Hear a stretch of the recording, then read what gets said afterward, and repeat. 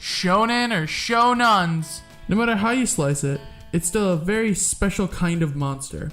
Truly, we can all agree that shonen has a style all its own, not just the demographic that watches it. Shonen has been around for quite some time, but I'm gonna stay talking about the more modern stuff. We ain't chatting about Astro Boy. Not here. He don't wear no pants.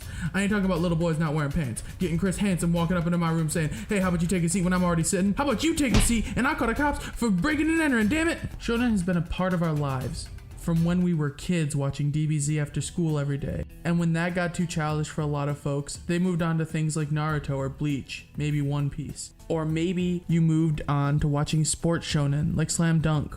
Or maybe you were one of those kids who played and watched Yu-Gi-Oh! And decided to go for hobby anime. Truly, there is a drink for every drunk at the bar. But now most of us are grown-ups. Well, adult children, but like grown-ups on paper. And we've gotten smarter. We've developed a new understanding of the world. So now we're looking at shonen from this delightfully post-ironic tone. One Punch Man is one such example. Personally, I'm not in love with One Punch Man. I like it, it's good. Shit, Madhouse animated it. And they animated one of my favorite shonen of all time. Watch Hajime Ippo. It's amazing. Haven't watched it, go watch it. Plug. So, it looks good. I get the references. It's nice. It's a deconstruction and a parody of all the shonen rules that we've grown to expect. That's awesome. And all of those things are exactly why One Punch Man gets to be one of the most popular anime to come out in recent history. It's because it gets its audience so well. I've noticed a trend in media recently. With DBZ coming back, it's brought about another wave of looking at shonen.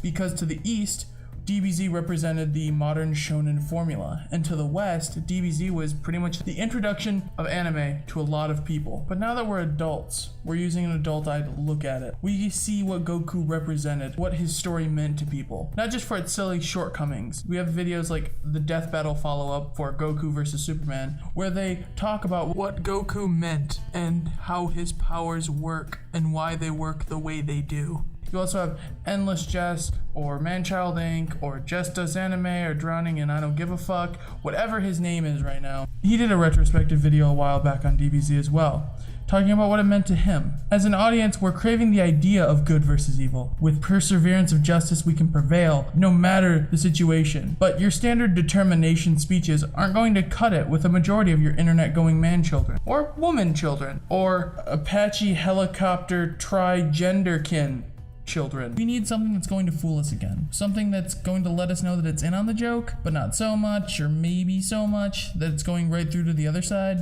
Anyways, it's basically what Undertale did for JRPGs, One Punch Man is trying to do for shonen, and just in general, what they both are doing for determination and strength of will stories. But I know there are plenty of works out there that do the same thing. Gundam Build Fighters, Dakoita, Samurai Flamenco all come to mind.